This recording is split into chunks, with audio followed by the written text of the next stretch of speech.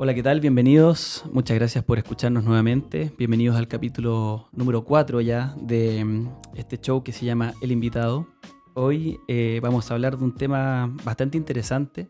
El nombre quizás no decía mucho, pero hoy día vamos a hablar de datos como representación simbólica de un hecho. Los datos en general pueden ser cualquier cosa, pueden ser números, palabras, imágenes, que por sí solo en general no representan mucha atención, no son muy interesantes de analizar, pero sí son buena materia prima. Y esta materia prima se debe procesar, interpretar y contextualizar para que tome un valor. Entonces, la valoración de esa representación numérica permite que la sociedad hoy día pueda tomar decisiones, pueda tomar acciones y pueda, por supuesto, planificar hacia dónde vamos, aparte de saber cómo estamos. Y para hablar de ese tema, hemos invitado a una persona muy especial, una persona muy interesante, que se llama Francisco Bañados, el cual se va a presentar ahora mismo. Le partimos haciendo una pregunta de una. Francisco, ¿cómo estás y qué relación tienes tú con los datos, el tema que vamos a conversar hoy? Hola Federico, muy contento de estar acá en tu programa, en este formato que tiene todo que ver, ¿no es cierto?, con lo que vamos a hablar hoy día, con los datos, con entregar información. Bueno, la profesión que elegí, yo soy periodista, tiene mucho que ver con eso, con la administración, con el manejo que son datos relevantes para ser compartidos a través de un relato, una explicación de un fenómeno puntual. Y para eso, como periodista, o como en realidad en nuestra acción humana en sociedad, nosotros tenemos que recoger algunos datos, priorizarlos y armar un relato con eso. Y por supuesto, desde mi perspectiva profesional, es algo que siempre ha resultado fascinante, porque en definitiva siempre hay un ejercicio de elección. ¿Qué es lo que vamos a usar? ¿Qué es lo que vamos a guardar? Tener el cuidado de trabajar con los datos que se conocen, tener ese cuidado, sobre todo cuando uno tiene una vocación más literaria, de cuidarse de no inventar, o algo muy humano también, de tratar de rellenar donde parece no haber una información, una vez naturalmente la rellena con la lógica. Y eso vemos que es muy peligroso también desde el periodismo. Correcto, sí. A mí me fascina uno de los temas que siempre me ha llamado la atención y que he estudiado tanto en mi tesis de periodismo como en el magíster en humanidades con mención en literatura, tiene que ver con una codificación de datos que es vital, y que es esencial a la condición humana y a nuestra naturaleza y a la civilización, que es el lenguaje.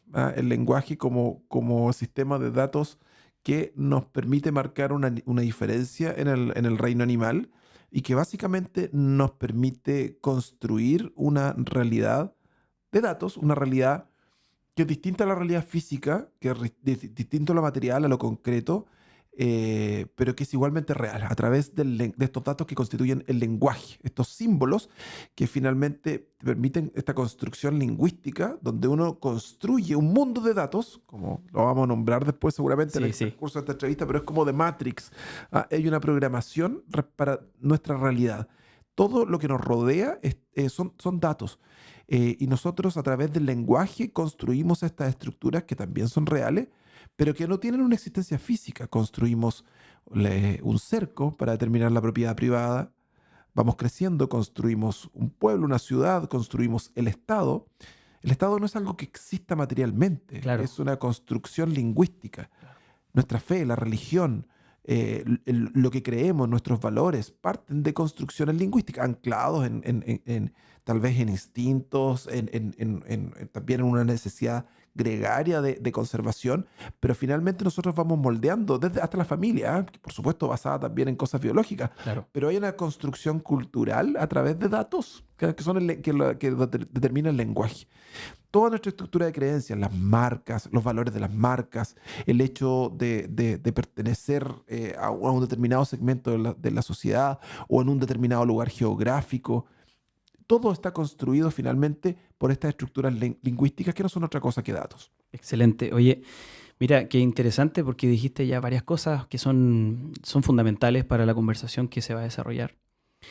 Pero creo que debemos poner el énfasis sobre los distintos tipos de datos que existen. O sea, tú eres un dato, tus datos biológicos son otro dato, tus exámenes de sangre son otro dato, tus preferencias al momento de buscar zapatillas es otro dato. Entonces, ¿cómo podemos nosotros dividir un poquito las diferencias entre qué es un dato, qué es información, qué es ruido, qué es conocimiento? ¿Cómo dirías tú que sirve, qué no sirve? ¿Qué tipo de datos existen? Te agradezco esa pregunta porque tiene nuevamente mucho que ver con lo que uno hace desde las comunicaciones. Yo soy periodista, tengo mi agencia de comunicaciones también, y he podido hacer clases durante hartos años. Y una de las primeras cosas que uno le pasa a los alumnos es justamente el qué es la información, qué es la comunicación, ¿ya? Y la información justamente la entendemos como un conjunto de datos, pero no cualquier conjunto de datos, porque para que realmente sea información, tiene que ser un conjunto de datos útiles. Si Ok, son inútiles, ya estamos hablando de spam, estamos hablando de ruido, estamos hablando de información que no podemos codificar, que no entendemos. Si tú me escribes, me das las indicaciones de cómo llegar a la radio en arameo, van a ser datos inútiles para mí porque no claro, voy a lograr llegar, no voy a lograr descifrarlo. claro. Lo que pasó con los arqueólogos que necesitaban algo para poder decodificar los antiguos ideogramas egipcios, los pictogramas, y de repente, en los tiempos de las expediciones de Napoleón, encuentran esta famosa piedra Rosetta. Sí, Sin esa piedra Rosetta, lamentablemente, todos estos jeroglíficos habrían sido ruido, no claro. habrían sido capaces de descifrarlo. Esta fue la clave para poder descifrar un sistema lingüístico, un lenguaje, y para poder acceder a esa información. Si tú lees una guía de teléfono de puro 1101, es ruido para ti, pero para un computador no lo va a ser la programación binaria. Claro. Y la programación binaria precisamente es el lenguaje que hablan las computadoras y en Mm, general la tecnología todo es binario, todo es un Así cero, es. todo es un uno, en distintos formatos. Me parece que queda completamente claro que la información es algo útil. No solamente algo útil per se, sino que algo útil para ti. Mm. Eso es información. O sea, para mí información es algo útil y ruido es todo lo que no me sirve en general. Claro. Y ojo, porque lo que es, por ejemplo, la redundancia, cuando se repite mucho una idea, Ya. eso puede ser spam, puede ser ruido, pero si naufragas y te quedas en una balsa, o perdiste los motores de tu lancha, no Ya, sé, y ya. logras hacer funcionar la radio, envías un mensaje y ese mensaje va a ser redundante, SOS, SOS, estamos perdidos acá en medio del océano, va a sonar 1000 veces hasta que de repente esa señal la capte alguien. Claro. ¿Ya? Esa redundancia en ese caso es una Sí, información sí es valiosa útil, porque es claro. la que te va a permitir sobrevivir. Claro. Pero si te llega todos los días 50, va a pasar como a mí, que me llegan, en un día me llegaron como 50 llamadas seguidas para ofrecerme planes de celular u otras Sí, cosas, sí, terminé bloqueándolo. Eso era ruido, era spam. No era información. claro. A diferencia de si es que hubiese necesitado efectivamente ese servicio, quizás te hubiese sido útil para ti. Claro.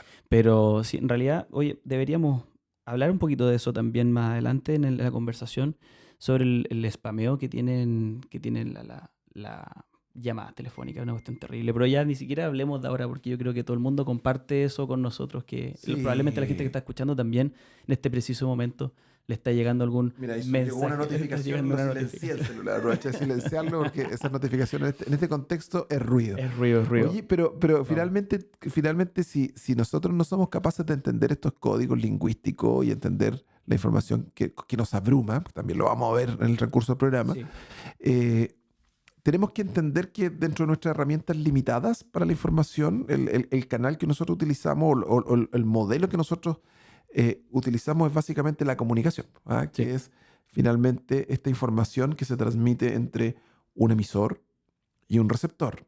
La capacidad de enviar un mensaje de un emisor a un receptor, que es un modelo muy antiguo que lo formuló por primera vez Aristóteles, si es que no lo formularon antes, ya, ¿ya? Pero ya hay varias instancias que entran en este juego que lo convierten en un proceso dinámico, porque esa información se transmite a través de un mensaje y se recibe. Y lo interesante de esto, y aquí vamos nuevamente con por qué algo es útil y no ok, lo es, ok, y esto lo dice McLuhan, lo dicen muchos autores a lo largo de la historia, siempre que un emisor emite un mensaje, desde lo más básico hasta lo más estratégico, específico, complejo, siempre hay una intencionalidad detrás, que quiere decir que me interesa que el receptor lo reciba para obrar conforme a mi idea de emitir el mensaje. O sea, el emisor que emite un mensaje espera una respuesta en determinado sentido por parte del receptor. Siempre. McLuhan nos dice con mucha majadería, el mensaje nunca es neutro, siempre hay una intencionalidad. Entonces ya estamos trabajando con datos, pero que no son datos que no son indiferentes, sino que un dato que busca generar algo por parte del receptor. Exactamente, ¿Ya? exactamente. Y eso ahí hay dinámicos, porque los receptores también son emisores, y eso ya es para otro día, pero hay una complejidad, y hoy día más encima de la era de las redes sociales, donde se produjeron muchos quiebres, estamos viviendo con una dinámica de la información que es mucho más confusa, porque todos los actores de la comunicación son a la vez emisores y receptores, y donde antiguamente en los tiempos de la comunicación de masas estaba el emisor poderoso, el que tenía el medio de comunicación, o el gobernante, o el totalitarista, el gobierno totalitarista que controlaba absolutamente la información, y teníamos una audiencia masiva que recibía, Claro. y las instancias de feedback eran 12 cartas diarias al director, una columna de un gallo influyente, y sería. Casi 100% unidireccional.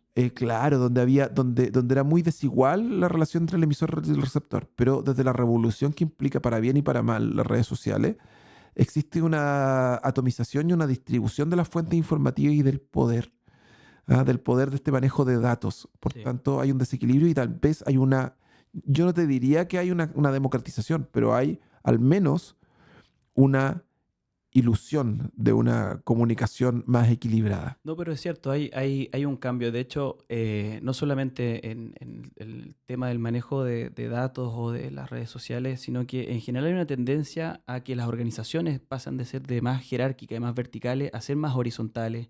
La gente en general trata de evolucionar hacia algo mucho más horizontal, como dices tú, quizás no más democrático, pero sí en el que en la misma mesa comparte una persona que emite un mensaje en la misma plataforma, que tienen todo el peso de, no sé, de ser una persona altamente ilustrada, versus alguien que tiene ganas de decir cómo se amaneció y se sintió ese día y tiene la misma tribuna y quizás el mismo alcance y quizás el mensaje o el mensaje ruidoso, por así decirlo, para uno puede ser algo ampliamente aceptado y ampliamente replicado o viralizado por la misma sociedad. O sea, cualquiera puede ser un emisor y en eso somos todos receptores. Muchas veces sin quererlo vemos cosas que no, no queremos ver. Entonces vemos ruido y a veces incluso se disfruta. Y aquí, efectivamente, bueno, vivimos hoy día en una sociedad marcada por el ruido, marcada por esa incapacidad física de poder discriminar lo que nos es útil respecto a lo que no. Impresionante, sí. Y y es un sistema que de alguna manera te va moldeando y ya lo vamos a ver más adelante. Pero Ujú. quería detenerme a propósito de esto, Federico, nuevamente en McLuhan, que no solo nos dice que el mensaje nunca es neutro, sino que además nos dice que el medio es el mensaje. Y en estos tiempos, ¿no es cierto?, donde cualquiera puede ser un medio de comunicación, basta que emitir un mensaje para transformarse y puedes transformarte en viral. Sí. Puede que no te pesque nadie, pero bueno, veamos lo que pasó hay un ejemplo reciente. Esta pareja que fue al concierto De Coldplay, de sí. Coldplay, ¿no es cierto? Y no lo esperaban, pero se transformaron en viral de la noche a la mañana y habían millones de personas hablando de la vida privada de estas personas simplemente por aparecer en unas cámaras. Sí. Eso No, antes habría sido tremendo. impensable. Y en definitiva, y el ejemplo, no sé si te acuerdas tú, Federico, de cuando eh, un parlamentario insultó a Domenico Luksic Ya no, no, no. hace ya 10 años, ya habrá Ya, sido, y le dijo que era un tal por cual, un hijo, ¿ya? ya, ya. Lo insultó y entiendo que se creyó, pero lo primero, lo más interesante fue Luksic siendo dueño de un canal como Canal 13, siendo un ciudadano con todos los recursos para poder salir en cualquier medio de comunicación, Sí. eligió responder a través de YouTube. Ok. Y subió un video a YouTube, casero, manual, y donde ahí salió un meme, ese yo soy uno más, soy poderoso, pero soy un ciudadano más. Ya. ¿Ya? Y él elige, ¿por qué? Porque hay una conciencia de que aquí no va a correr la carta del poderoso, sino que Claro. voy a usar un medio que es ciudadano, igual como cualquier persona lo pudo haber hecho. Y ahí también, justamente, el medio es el mensaje. ¿Por qué me insultas a mí? A lo mejor porque me veo bien, porque he sido bueno en los negocios, pero yo también tengo derecho a defenderme y decir, tú estás abusando de tu poder como Por parlamentario. supuesto, por supuesto, por supuesto. Entonces se dan esas dinámicas que son entretenidas. Oye, hemos nombrado varias cosas de cómo nos afectan los datos, pero si tú tuvieses que nombrar dos o tres puntos claves sobre realmente cómo nos pueden llegar a afectar los datos. ¿Cuáles serían las dimensiones? Desde algo cotidiano hasta algo realmente que tú digas, ojo, los datos y el manejo de estos puede afectarnos de manera importante. Mira, yo creo que efectivamente en Chile recién nos estamos poniendo un poquito al día, nos estamos poniendo un poco al día con el manejo con la confidencialidad de los datos. Ya. ¿Ya? Porque en otros países no se ve esto. Aquí uno da el root para todo. Me va al supermercado del Sí. root por 200 pesos o 10 o 20, 30 pesos que te hacen de descuento ese día. Ya uno da el root, está acostumbrado y dice, total, ¿qué importa? ¿Ah? Pero en Europa hay mucho más conciencia de la importancia de esos datos que son personales. ¿Ah? Eh, y que tienen que ver finalmente con, con datos que tienen un valor económico. Claro. Ya, a mí me pasó, yo no entendía por qué el supermercado tenía un correo viejo que no era de una universidad en la que había trabajado. Ya. Alguien lo vendió, alguien tomó esa información mía y la vendió, y esa se la vendió a alguien más y estuvo dando vuelta. Entonces, hay información comercial nuestra que de alguna manera puede servir para, no sé, para dejarme cautivo. Claro. ¿Mm? Para ofrecerte una oferta, cualquier cosa. Entonces, Descuento, esos datos se manejaron con mucha liviandad durante mucho tiempo. Claro. Yo te diría que recién el año pasado en Chile se aprobó una ley que pone un poquito más énfasis en esa materia que es tan importante, principalmente desde el punto de vista comercial. Esa es una ley de protección de datos, ¿cierto? Sí. Es la ley 19.628, tengo entendido, y esa ley, bueno, debería resguardar Ahí también. espérate, hay no dos solamente- leyes, porque está la antigua, ¿Ya? ya, yo tenía mi apunte por acá. Revise nomás. Y claro, eso, mira, para empezar está consignada en la Constitución, al artículo 19, el derecho a la protección de los datos personales. Perfecto. ¿Ya? Y está la ley antigua, que es la que tú mencionas, que es la ley 19.628, Sí. que es la ley que aplica la ley sobre protección de la vida privada. Ya. Y luego está la ley nueva, que es la 21.719, que es, ya poniéndose más a tono con la legislación internacional, la ley de protección de datos personales, que fue publicada recién en diciembre de 2024. Ya.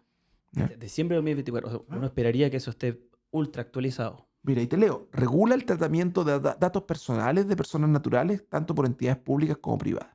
Bien. ¿Ya? Y ahí te introduce un montón de datos, te habla del consentimiento, que debe ser libre, específico, informado, etc. ¿Ya? Cuáles son los datos sensibles. ¿Ya? Y ahí hay un montón de paño que cortar. Sí. La protección de datos, sobre todo los datos personales que son asociados a la salud de la persona, también es ultra delicado, es ultra sensible. En general, eso va generando una carga también, o sea, tu ISAPRE la maneja, te pueden subir los planes, te transforma en una persona más riesgosa si tienes más patologías o has tenido más uso de recursos en salud de manera particular o tu grupo familiar. Y eso, si tú no puedes manejarlo, perfectamente se podría hacer desde una, no sé, extorsión hasta simplemente te empezarían a llegar ofertas de otros prestadores privados o prestadores públicos que quieran ofrecerte, no sé, un plan a la medida para tu tipo de cáncer, por ejemplo, o para tu problema de, no tengo idea, lumbar, etcétera. Entonces eso igual es súper peligroso, son datos sensibles que uno no esperaría que se manejen de manera ni público ni privada para que se customice un mensaje o una oferta menos en salud. Bueno, así te pongo un ejemplo muy antiguo, ¿ah? Ujú. Que no es casualidad que en las zonas donde hay hospitales, ¿Ya? estoy hablando de una problemática de los años 50 Ya. o antes, ¿Ya? ¿ya? Que no es una problemática, es un servicio, pero que tiene que ver con el mismo principio. Donde habían hospitales, en torno a los hospitales uno dirá que habrán farmacias, pero no era lo que principalmente salía en torno a los hospitales. ¿Sabes lo que era? ¿Qué tipo de comercios? Algo más ligado a la salud, no sé. Paso por fuera del regional varias veces y está lleno de funeraria. Justamente. Lo cual no es muy estimulante, pero es la zona de la funeraria, ¿ah? Es Claro. como el distrito fúnebre, Ya. en torno al hospital, ¿ya? Y eso, esa lógica, que es una lógica muy arcaica, que se replica de manera mucho más peligrosa, por supuesto, en los tiempos actuales, en la era de la información, Claro. ya donde haya información que es sumamente sensible. Tú que trabajas en el área de la salud, entiendes también que lo delicado que son esos datos personales, esos datos privados. Tú te vas a hacer un examen y no quieres que tus datos anden circulando por todos lados, ¿va? De todas maneras. Tipo de enfermedades que tiene, los tipos de cualquier cosa. Y esa información muy, muy sensible. Si tú tienes un problema, un riñón, esa información que vale. Entonces hoy día se están tomando los resguardos. A mí pero está recién partiendo. Está recién partiendo y lamentablemente existen gente dispuesta a hacer mal uso de esos datos, a hacer, y tener políticas inescrupulosas. No solo personas, sino que también empresas. ¿Mm? Y eso hay que cuidar. Y eso la nueva ley trata de resguardarlo de alguna manera. Perfecto. Oye, Pancho, esos son datos que uno no puede manipular, porque difícilmente yo puedo elegir cuándo me enfermo, etcétera. Eso ya por un lado. Pero ¿qué pasa con lo que yo sí puedo manipular? Como por ejemplo mi rastro digital. Yo cuando hago acceso a cualquier página web o cuando posteo una foto de manera voluntaria o simplemente cuando acepto los cookies o las políticas de uso de alguna aplicación, voy generando rastros digitales Sí. de cuántos clics hice hasta qué fue lo que compré, lo que visualicé. Hablemos un poquito de qué es esta famosa huella digital o rastro digital. Bueno, hoy día, así como la antigua huella cuando entraban a robar a tu casa y en el mejor de los escenarios podía llegar el mejor de los equipos y arrastrar las huellas, ¿ah? Como en las películas y todo eso. Ya. Uno siempre va dejando huella. El crimen perfecto dicen que no existe o es muy difícil de lograr. Bueno, eso con mayor razón en la era digital en que vivimos, porque efectivamente alguien tiene acceso a todo lo que nosotros hacemos, ¿ah? Y además nosotros voluntariamente entregamos mucha información que es valiosa a través de la emoción, a través de... Voy a volver un poquito a ese tema que habíamos conversado, porque Dale, hoy dale, día, dale. finalmente, cuando se supone que somos una sociedad más culta, cercana al 100% de alfabetización, etcétera, y sin embargo, en lugar de tener un pensamiento más racional y más ilustrado y más fundado en la razón, eh, tendemos a ser, cuando podríamos tener un voto, por ejemplo, que es más informado, finalmente la razón queda un poquito de lado ante este desarrollo tecnológico y lo que prevalece es la emoción, donde ni siquiera es relevante si un hecho es verdad o no, sino la emoción que te gatilla. Claro. ¿Ya? Entonces, todo se construye desde ese punto de vista, desde la emoción. Y eso es particularmente peligroso eh, porque primero una persona, una empresa, un, un algoritmo, que es una figura, una programación determinada, ¿no es cierto?, a través de ecuaciones matemáticas, Claro. o una inteligencia artificial, finalmente puede saber, así como cuando llamamos que una persona es manipuladora porque sabe manipular emociones de otros para hacer lo que ella quiere. Bueno, hoy día hemos llegado a un punto en que a lo mejor ni siquiera va a ser una persona, ya va a ser una inteligencia artificial, va a ser un algoritmo. Entonces, nosotros estamos regalando mucha información de nosotros con los likes. Yo no digo que no lo hagamos, porque uno ve algo, ve un gatito y dan ganas de ponerle un like. Claro, ¿Cachai? claro. Pero claro, efectivamente, bueno, uno tiene sus redes sociales. A mí nunca me ha gustado pelear por redes sociales, ni revelar mucho de mí en ellas, ¿cachai? Ni menos porque hay gente que realmente disfruta, uno ve una noticia y ve la cantidad de sarta. Y eso queda para siempre. Sí. Y muchos de ellos hemos visto que gente le ha tocado asumir un ministerio, un cargo público, Sí, hay gente que tiene que y renunciar. tiene que renunciar a las pocas horas Sí. porque le pillaron un bonito historial hacia atrás en redes sociales. Sí, la verdad decían en la radio eso mismo. Hace poco, no me acuerdo quién renunció, un ministro, alguien tomó un puesto o un secretario, etcétera. Y decían, no aprenden la lección todavía. Tienen que borrar su Twitter antes de asumir un cargo público porque inmediatamente van a revisar y se van a dar cuenta que hace 10, 15, 20 años publicó algo en contra de alguien o un ataque ad hominem o algo, un gran pensamiento, lo que sea. Y hoy día se le da vuelta se le da vuelta la película, o sea, no, no, Claro. no nos sirve. Y Entonces esos somos son los esclavos. rastros, pues. Somos esclavos de nuestra huella digital. Y lo peor es que a veces de manera completamente inconsciente. O sea, yo no me acuerdo del primer computador en el que tengo que haber buscado algo, metido a internet, etcétera. No me acuerdo. Lo que busqué el 2008 o el 2007, ¿cachai? No tengo idea, no me acuerdo. Y desde ahí seguramente que vengo generando una huella digital indeleble, que tiene una implicancia legal, supongo, si es que se hace un mal uso de esta, o una implicancia ética también bajo la misma ley. Claro, difícilmente te van a sacar algo del año 2008, te fijas en colación, Ya, a menos que sea una investigación, una cuestión ya grande, por ejemplo, una ya, investigación que tenga ya. que ver con abuso a menores, con terrorismo, ¿ah? ¿Te fijas? Pero efectivamente, claro, ese antiguo adagio popular tan Ujú. cierto de que uno es dueño de su silencio y esclavo de sus palabras, ahora también uno es esclavo de tus likes, De sus esclavo likes, de lo que navegas, de las páginas ocultas donde te metes, porque igual están en algún lado. por supuesto. Y no se trata de vivir en una sociedad victoriana, ¿te fijas? Ahí, todo el mundo ha visitado algunas páginas que no quisiera revelar en un lugar público, en una sede social, pero Ninguno de nuestros efectivamente, auditores, por suerte. ninguno de nuestros auditores, nadie, o sea, pero en definitiva, vivimos de alguna manera el Estado esto que imaginó, esta pesadilla de Orwell, Sí, en 1984, hoy día llegó a un nivel que ni el mismo Orwell habría podido imaginar, porque estamos en una sociedad donde la información está, el dato está. La posibilidad de ejercer control sobre los individuos a partir de esa información también está.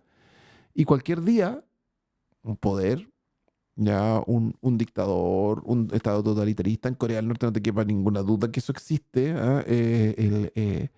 Pero también podría pasar en estados democráticos, ¿te fijas? En que de alguna manera el Estado o quien está en el poder quiere controlar a través de la información de que dispone, y alguien te puede hacer la vida imposible. Y hoy día hay agencias contratadas caras, ¿no es cierto? Que si tú estás, y ha pasado, no voy a citar ningún caso con nombre y apellido, pero ha ok. pasado casos de individuos acusados de, de conducta abusiva, ya de, y misterioso, sospechosamente, gallos que están en la prensa durante varios días, le están dando duro porque resulta que son unos canallas para atrás, que unos Ok, abusadores, sí. y sospechosamente aparecen 2 o 3 casos más esa misma semana, Ya, de gente tanto más conocida que ya. casos viejos que alguien encontró en las redes sociales del año 2006. Y que salen a flote. Y eso Ya, también te merece sospecha, porque tú dices, aquí hay alguien que está detrás y que quiere influir en la agenda SETI, que quiere decir cuando la agenda de los medios, de la prioridad de los medios, quiere ya, que una noticia nueva reemplace a una noticia vieja ya. para ir saliendo de a poquito de la agenda. Y Qué, eso se hace, esa manipulación se qué hace. interesante porque tú que vienes del mundo de la comunicación, del periodismo, de la búsqueda de una verdad, ¿cierto? Que debe ser transmitida. Sabes perfectamente cómo funciona esto de las prioridades, o sea, no, no, no es ajeno para ti entender con otros ojos cuando ves una noticia, no es una simple noticia, sino que eso está ahí posicionado para ser observado o ser escuchado por algo. Como dices tú, el mensaje es por algo, Y, lo, existe y, por eso, algo. y eso existe desde que existe alguna forma Claro. de alguna herramienta para el poder, ya desde los bailes del palacio, ¿no es cierto? En la corte de Luis XIV, la pompa y la gala, ¿no es cierto? Hasta los totalitarismos, hasta la idea de la guerra como una fuente de unidad también, o sea, esta idea, por ejemplo, lo que hicieron los nazis, ¿no es cierto? Le echarle la culpa, culpar al pueblo judío, ¿ya? Y en paralelo de todos los males, tanto del capitalismo como de la amenaza del comunismo, ya elegir un enemigo, ya bien elegido, bien determinado, y iniciar otras cosas a partir de Claro. eso para justificar. En dictadura aquí pasó también pasaba, de repente había un tema candente y tiraban la información de la araña del trigo, ¿ah? Ya, Que era para desviar un poquito la atención de los medios. ¡Oh, la araña del trigo! Casi el chupacabra, más ya, adelante. ya, ya. Y el cometa Halley siempre se dice que fue, nadie se pescó en ningún lado del mundo el cometa Halley porque realmente no se vio nada. Eso fue Ya, el año 86, 87. ya, Yo traté de ver algo, no vi nada, nada, ya, nada, ya. nada, nada. Y dicen, claro, que aquí hubo información que permitió mantener a los medios ocupados un poquito artificialmente. Ya. Cuando, para el caso, perdona que cite, pero que tengo que citar algunos. Dale nomás, aquí la tribuna suya. El caso, ¿te acuerdas del caso Cabal que involucró a la, Sí, a la, a la expresidenta Bachelet? sí. Eh, con la investigación de su hijo y todo eso. Y en ese minuto ella decide dar una entrevista y la entrevista se la da no a un periodista, no a un noticiario, sino que se la da a un programa especial de Mario Kreuzberger, Don Francisco, Ya, que tenía cierta garantía de que iba a llegar a un público distinto al público noticiario, claro, con un entrevistador que a lo mejor no iba por el golpe, claro. pero entre medio de la noticia dice, Mario, le quiero contar algo que no pensaba a lo mejor decirle, pero he decidido hacer un cambio de gabinete. Y logra traspasar, sacar el foco, ¿ya? El foco de lo que está pasando en la investigación de su Del hijo, el caso, caso sí. Cabal, al cambio de gabinete. Mira, qué Entonces alguien interesante. pensó eso y eso se hace, es lícito, es válido. Y efectivamente se genera ese movimiento en la agenda y el titular no es el caso Cabal, es el titular. El cambio de gabinete. Y eso era la primera vez, a mí me llamó la atención y lo vimos en clase también porque era la primera vez en nuestra historia republicana en que se anunciaba por la prensa, en una entrevista humana, un cambio de gabinete. Ya. ¿Te fijas? O sea, No era la forma habitual de realizarlo. claro, no, pero tenía un objetivo claro y la forma en que se planteó. Y es más, cuando ella va a decir esto, pareciera ser que esto estaba coordinado con la producción porque empieza el close-up de a poquito. Antes que Ya. diga lo que va a decir, se va acercando la cámara. Ah, o Entonces sea, hay como un tratamiento casi cinematográfico para expresar un mensaje. hay una forma y un fondo ahí, Y todo eso, ya claro, estaba, se hay sabía que de antes. manejarlo bien, sí. Qué loco. Oye, mira, quiero retroceder un paso porque tú hablaste del exceso de información que hoy día nos inunda, porque de verdad es una inundación, o sea, no se puede comparar con otro fenómeno. Em, Investigando y conversando contigo antes de este programa, hablamos de lo que es las palabras nuevas que aparecen, ¿cierto? Como por ejemplo dar un like, likear o lo que sea. Van apareciendo palabras nuevas dependiendo de cómo va avanzando el contexto social. La palabra infoxicación, que viene y deriva de dos palabras, que es información e intoxicación. O sea, vivimos en este momento en una era en la que el acceso a la información siempre ha existido, pero el acceso a la información y la inundación de información entre ruido y cosas útiles es demasiado. ¿Qué piensas tú de para dónde vamos con toda Oye, ese es un esta temazo. cantidad de información que nos inunda? Es un temazo porque efectivamente la información, la estructura del poder en la civilización parte de quien maneja un poquito de información. Al principio la información es de estas tablillas, las primeras civilizaciones tiene que ver tal vez con lo que ahorras, ¿no? En los graneros del reino Claro. para los tiempos de sequía, tiene que ver con algunos dictámenes, y va creciendo y son unos poquitos los que manejan esta información, unos escribas, los nobles, el rey, ya, los que están en el poder.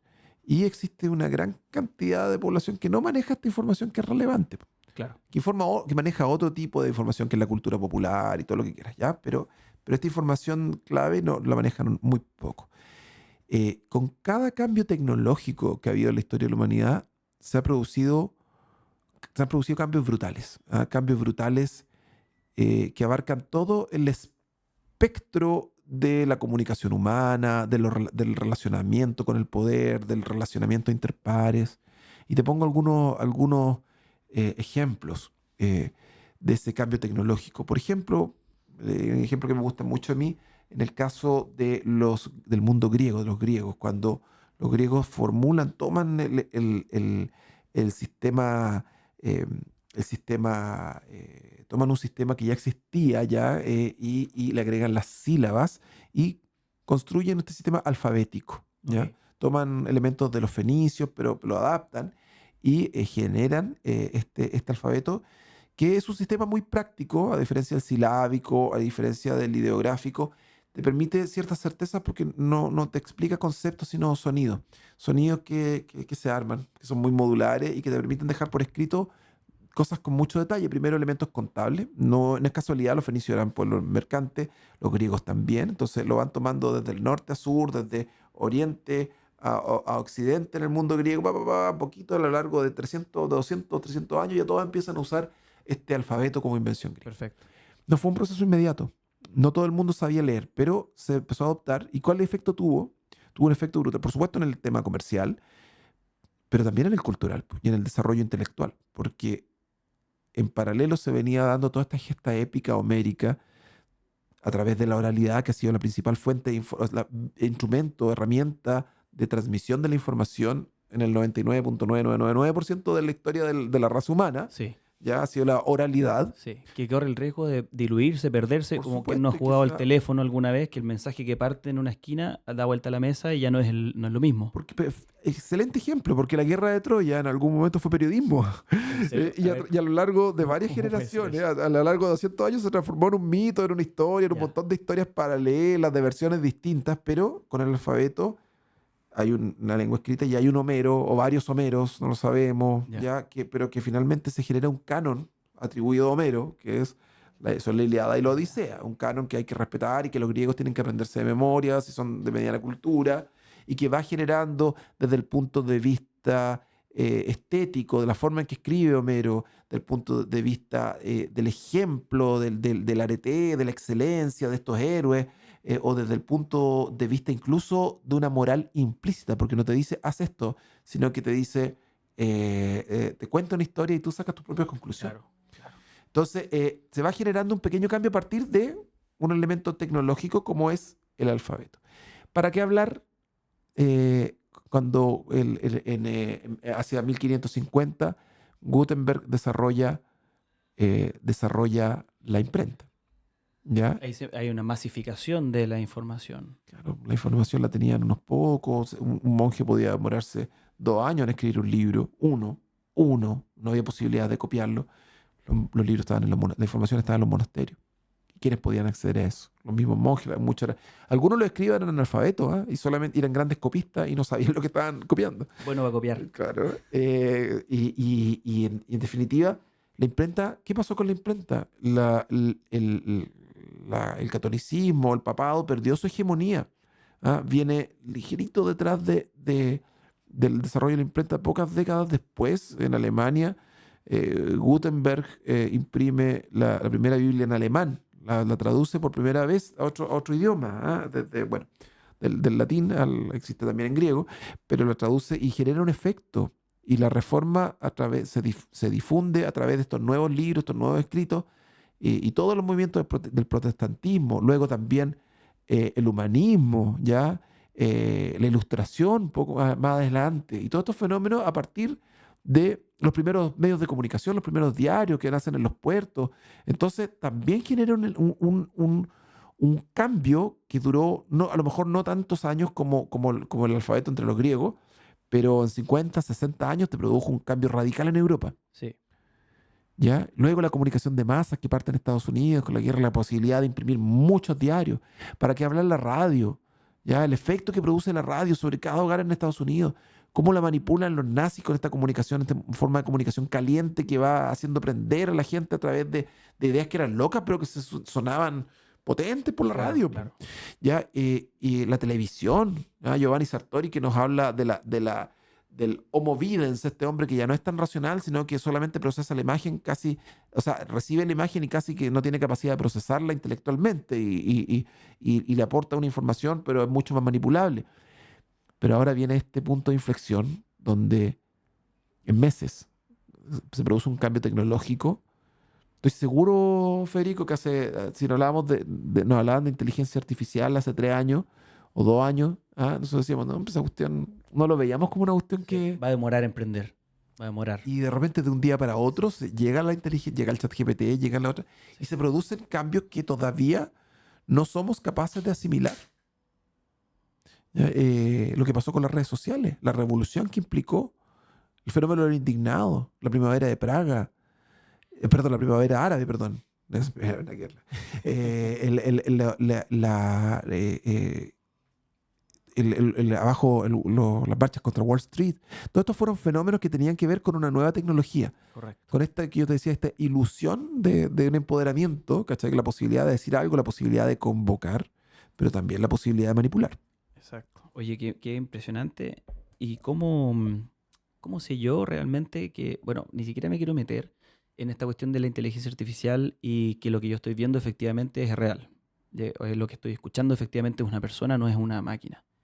Porque el tema de poder discernir si para mí eso me genera algún tipo de emoción, me hace estar más cerca o más lejos del tema en cuestión, Creo que va por ahí un poquito el tema de la infoxicación y el Sí, acceso masivo a tanta información. De repente veo cosas que me hacen tanto sentido. Veo, no sé, me gusta harto ver videos cortos, qué sé yo, de cuestiones físicas. No sé, por qué el pasto es verde o dónde sale un arco iris, etcétera, por qué se producen. Y me hace tanto sentido en el momento.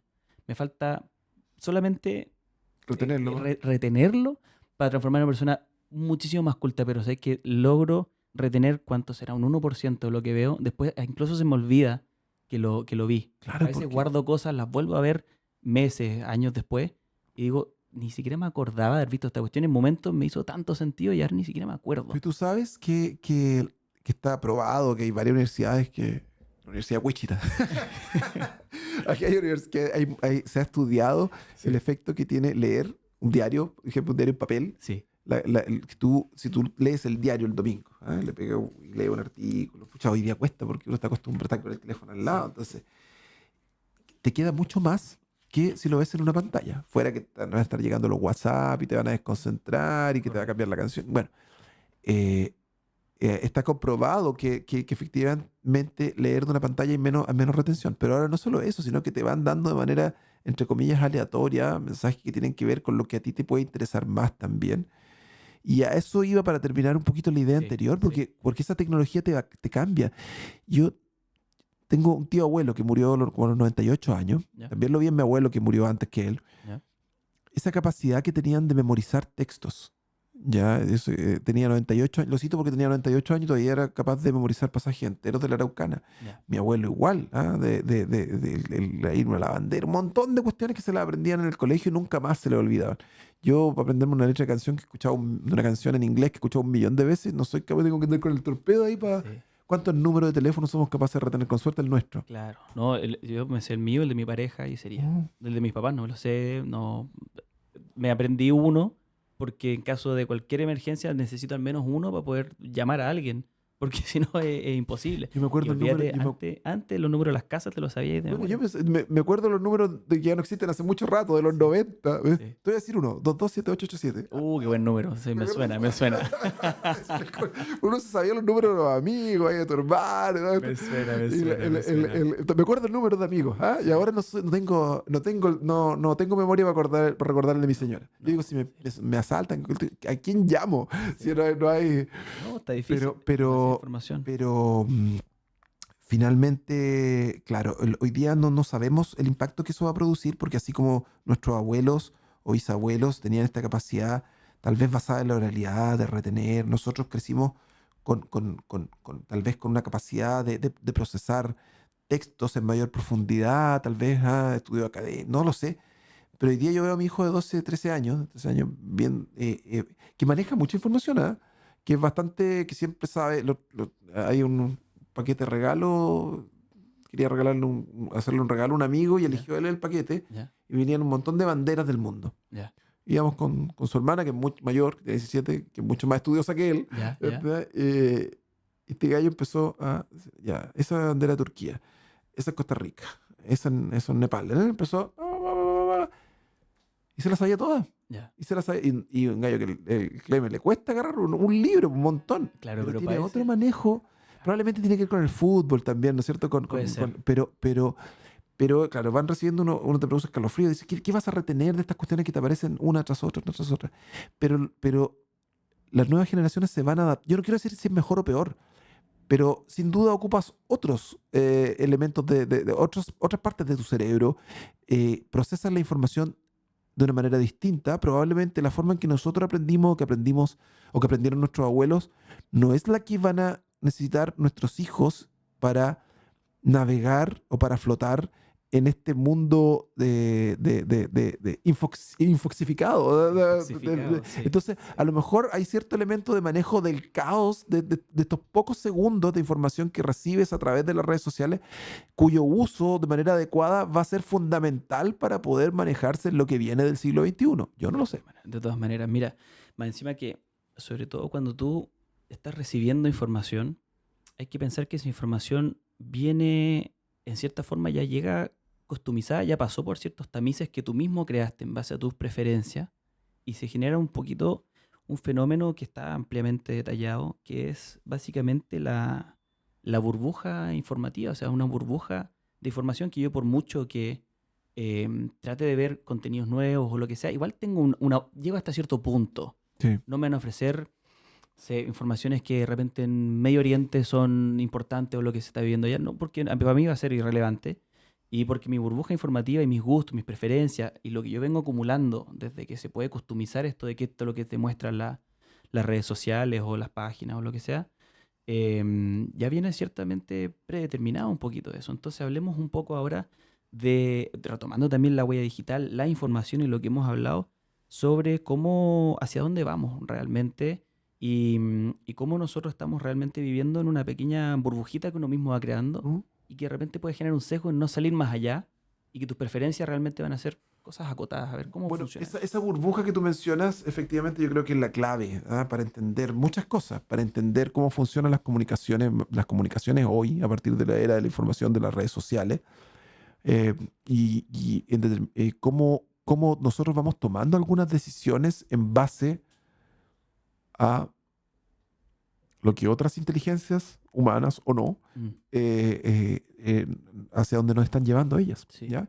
Y esta burbuja, a mí hay un autor que me gusta mucho, un teórico de la comunicación que se llama Wilbur Schramm, ¿ya? Que ya, generó una teoría en la década de los 50, 60, ya poco después pasamos de la teoría de la aguja hipodérmica a la teoría de Wilbur Schramm, que tiene especial importancia el tema del feedback, y también cómo la comunicación nunca es directa, sino que pasa a través de líderes específicos para cada tema, que van decantando, van regurgitando esta información y te la van cambiando, te la van adaptando, te la van criticando para llegar a la audiencia masiva. Pero estos son como arañitas, como cuerpos biológicos, porque cada emisor, potencialmente puede ser un líder también, pero cada emisor va a tomar esto y lo va a repartir, va a haber un retorno, el emisor principal va a cambiar si le va mal, va a cambiar su postulado, como ha pasado tantas veces en los políticos que en la mañana dicen una cosa y en la tarde dicen otra, como si no ha pasado nada. Pero a lo que quiero ir de este modelo tan complejo de Wilbur Schramm, que lo diseñó en la década del 60, como un intento de entender cómo funcionaba la comunicación, pero que él no podía imaginar que a partir del año 2006 iba a calzar, pero perfecto, con lo que estaba pasando con las redes sociales, ¿ya? Y con cómo iba a cambiar el mundo a partir de esta explosión de las redes sociales. Y él definió también algo que es muy cierto, que hoy día nos parece lugar común, pero que por Dios que es importante, porque toda la estrategia comercial hoy y toda la estrategia política se están basando en este concepto, que es el campo común de experiencia, o como tú llamabas la burbuja informativa. mm, El campo común de experiencia son estos dos círculos, ¿ya?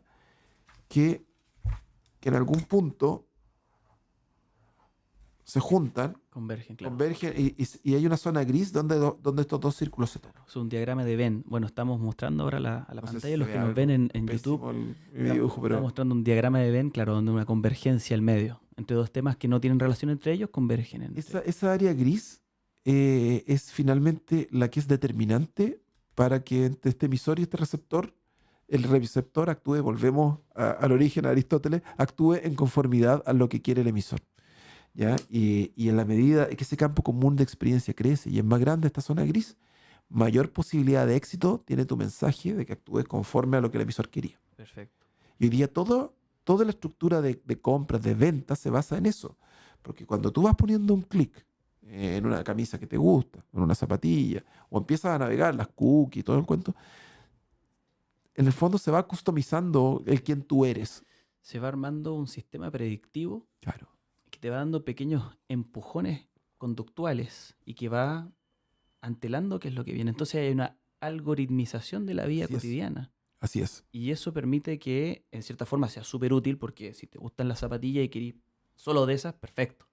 Pero resulta que de repente no son zapatillas, son cosas mucho más profundas, son Claro. temas de fondo, son hacia dónde puede migrar tu vida. O sea, de repente son cosas que uno no imagina que son rumbos, son estudios, son preferencias, son tendencias políticas. ¿Cómo se Eh, entiende que el centro político, por ejemplo, en Chile, pero en muchas partes ha tendido a desaparecer? Sino que, y que nos movamos de un lado a otro en el péndulo. ¿Ah? Sí. Pasan 4 años y nos movamos de un péndulo, de un lado a otro. Sí. Eh, hay hoy día escenarios que no se visualizaban hace 20 años, 25 años atrás, imposible. Claro. Pero el mundo ha cambiado y tiene que ver también con esto, po, con esta customización, con esta conexión con lo emocional, eh, con lo que pasa en un ámbito, en una decisión de compra, como también se puede llevar a tus decisiones de quienes nos gobiernan, Mm.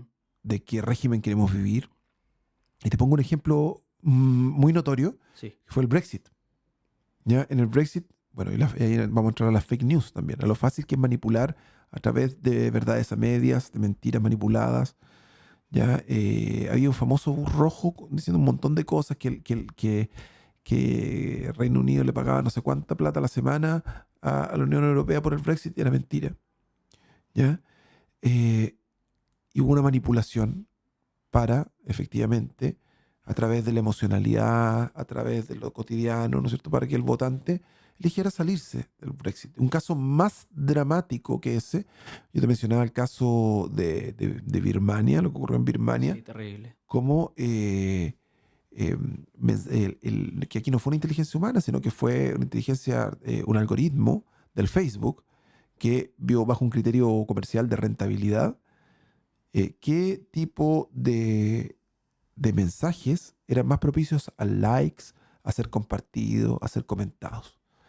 Y el cálculo del algoritmo fue que estos mensajes raciales, de odio, religiosos, que se estaban lanzando en Birmania, eran más exitosos los que tenían que ver con el odio, ya que con la ponderación, Sin eh, importarle que fuese odio o sin fuese importar que amor. fuera Da lo verdad o mismo. mentira lo que se estaba Sí, sí. publicando, pero el Facebook lo priorizó, lo difundió, lo transformó, lo viralizó de alguna manera, fue entregando y mostrando esto, y esto generó pogromos, persecuciones, crímenes, ¿ah? O sea, gente que murió perseguida, no sé, por creencia religiosa, minorías étnicas y religiosas, que fueron perseguidas y asesinadas en algunos casos, producto de una difusión desmedida a partir de lo que decidió no una persona, sino que un algoritmo. Estamos hablando de 2017-2018.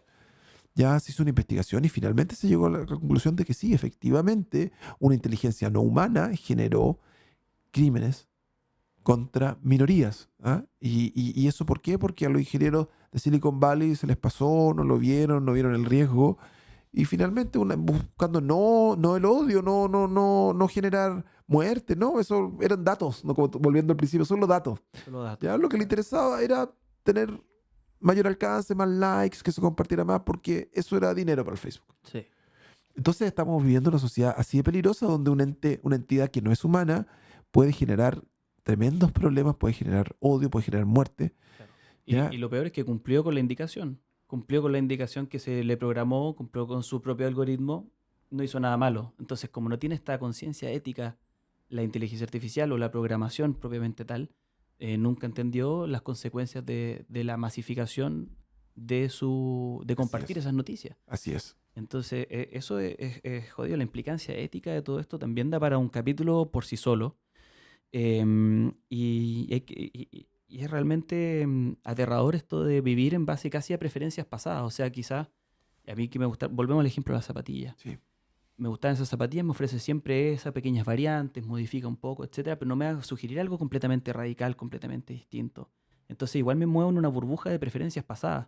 Mm. Y esas preferencias pasadas igual es peligroso, no me permite en cierta forma avanzar o No, salir nunca de mi burbuja. Entonces no, voy a estar atrapado siempre en esta burbujita que yo mismo generé, que es amplia, que tiene recovecos, que tiene un montón de cuestiones. Oye, a uno le gusta que le encuentres la razón, a uno le gusta que te tire las cosas que te han ido gustando a lo largo de tu Sí, historia, sí, pero por Dios, cuesta salirse de eso. cuesta Y, salirse. y porque al final te están manipulando a seguir en eso. Nuevamente volvemos a The Matrix, ¿ah? El mundo que construyen para que estés cómodo en una zona de confort. Sí, sí. Y lo que se viene hacia adelante es definitivamente la fusión de los datos biológicos que puede manejar tu reloj inteligente o tus mismos datos que están en internet de, no sé, tu historial de enfermedades, etcétera.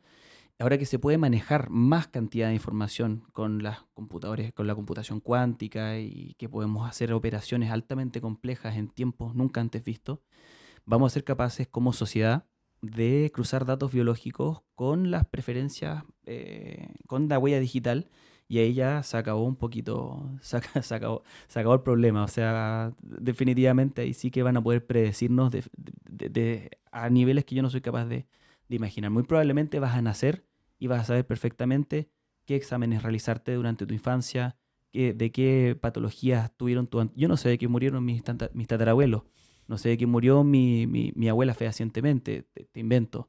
Pero hoy día con la medicina que tenemos, con los datos de las pulsaciones que esta cuestión sabe cuando hace apnea y etcétera, vamos a ser capaces de, como sociedad, predecir un montón de cosas, sugerir un montón de cuestiones y vamos a aumentar la expectativa de vida, vamos a dejar de hacer operaciones sencillas, vamos a dejar muy probablemente de saber cómo sumar en papel, pero la computadora y la inteligencia artificial nos va a ayudar tanto que vamos a evolucionar con otras herramientas, como antes fue un palo y el fuego o un hacha. Ahora nuestra herramienta es la inteligencia artificial y estamos condenados a seguir evolucionando con ella como herramienta principal. Y ahí uno se pregunta, porque efectivamente esto no es solo, es más allá, porque incluso a nivel biológico, hoy día las tarjetas, por así decirlo, los microchips, hoy día Sí. estamos hablando de los microchips tecnológicos, electrónicos, pero esto también va al camino a ser biológico. Entonces, de alguna manera van a modificar elementos que venían en tu ADN a través de insertándote cosas, a lo mejor una Sí. supervista o la capacidad de analizar otra cantidad de datos a través de un soporte. Entonces, es inimaginable. Sí. Y la pregunta es, ¿seguimos siendo, en ese contexto, vamos a seguir siendo humanos? ¿Va a ser la raza humana, va a ser la humanidad como la conocemos o va a ser otra cosa, otro tipo de especie? Mm. Entonces, no tenemos la capacidad hoy día, la herramienta, ni siquiera mentales para poder proyectar lo que viene. ¿Ya? Pero es válido hacerse esa pregunta, es válido estar alerta, es válido preocuparnos también de ver cómo obtenemos lo bueno y también ponemos riesgo y no arriesgamos a los que queremos también. Entonces, yo creo que se agradecen estos espacios porque estos temas, de alguna manera, no siempre son fáciles, pero hay que conversarlo para Sí. entender cómo se mueve el mundo hoy. Sí, sí, sí. Hemos tenido una conversación muy linda, Pancho. La verdad es que te agradezco por la claridad que tienes para poder hacer una semejanza constante entre lo que estamos viviendo hoy día con algo que fue descrito hace muchos años en autores que ya sin querer predecir, predijeron Mm. cómo nos vamos a comportar y cómo se comporta la sociedad al día de hoy. No deja de ser distinto a cómo se manejaba la información hace miles de años atrás. Entonces, agradezco tu claridad, realmente tu forma también tan entretenida de contarlo. Y me gustaría que, para ir cerrando, invitaras a la gente que llegó hasta acá, que le agradezco que nos haya escuchado, los invitaras a poder saber más sobre ti, dónde te pueden encontrar, dónde pueden escuchar, dónde pueden ver lo que has publicado. Si quieres invitarlo a tus redes sociales o a tu lugar de trabajo, eres bienvenido, así que por favor el micrófono es suyo. Buenísimo. Muchas gracias. Bueno, yo tengo mi programa en Radio Más, el From Bio Bio se llama, y tenemos un espacio de conversación también, así que pueden seguirnos en Radio Más From Bio Bio, en el Instagram. Eh, Tengo mi Instagram, Francisco.Banado, pero no soy tan activo Ya, publicador, ya, pero ahí nosotros tenemos también. perfecto. Pero nada, muy agradecido por la invitación. Yo tengo mi empresa de comunicaciones también, eso que me quita el tiempo. Yo llevo 4 o 5 años como independiente. Ya, Yo trabajé harto en medios de comunicación, fui director de Teleconcepción, trabajé en el Mercurio, colaborado con Bio Bio, con el Canal 9. Bueno, me encanta el tema, me encanta la radio, cuando puedo hago radio, estuve colaborando con Metropolitan hace poco también. Pero lo que más hago yo es, claro, mi trabajo base es mi empresa de comunicaciones que se llama Batro, Comunicaciones y Vinculación, que trabajamos justamente con comunicación estratégica y con todas estas cosas que uno ve desde lo teórico, que me ha tocado ver en el aula. Es muy entretenido tratar de llevarlo a problemáticas concretas para tratar de buscar soluciones para los clientes, en definitiva, para visibilizar lo que hacen. perfecto, perfecto. Entonces invitamos a todos quienes nos escuchan a seguir a Francisco en sus redes sociales, a seguirlo en el trabajo que está realizando y en caso que necesiten algún tipo de asesoría comunicacional, ¿cierto? De una persona muy letrada, bueno, ahí está la persona que necesiten. Así que le agradecemos a todos nuevamente. Muchísimas gracias por escucharnos, de verdad, lo digo, muchas gracias. Hemos llegado con solo 3 capítulos a ya un poco más de 100 horas de escucha en Spotify, por lo tanto yo me siento muy feliz de poder contribuir a alimentar un poquito su interés y formar también parte de su algoritmo predictivo de cosas que les pueden gustar. Muy bien. Dale, muchas gracias, Francisco. Te pasaste. Muchas gracias a ustedes. Chao a todos. Gracias.